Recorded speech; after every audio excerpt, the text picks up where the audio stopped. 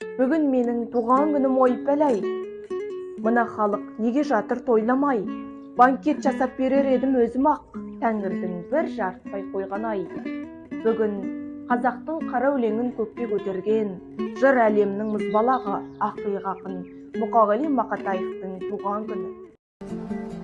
Болмағандай, жүрмегендей сенде біз, кетеміз ау, әй кетеміз, пендеміз.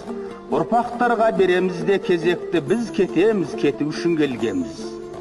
Қара саз, қара шалғын өлеңді өстім, жыр жазсам, оған халқым өлеңдестің. Өлсе өлер Мұқағали Мақатаев, өлтіре алмас алайда өлеңді ешкім, деп жырлаған қазақтың ақиық ақыны, поэзия падишасы, ұлттың мұңын, жүректің сырын жырлап кеткен.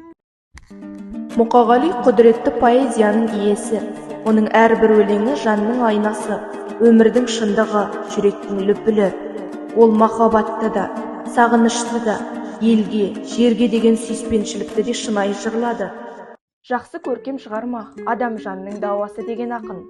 Оның әрбір жолы біздің жанымыздың дауасы. Мұқағали өлген жоқ, өлмейді де, өлеңі барда өзі бар, жыры барда рухы бар.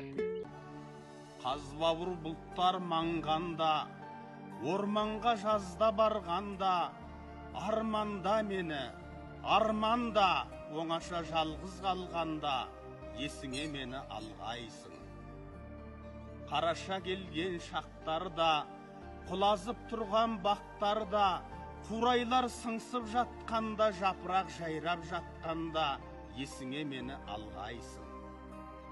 Ақ ұлпа жерді жапқанда, ағаштар сырға таққанда, бозарып атқан ақ таңда, бозарып тұрып ақпанда, есіңе мені алғайсың, есіңе мені алғайсың.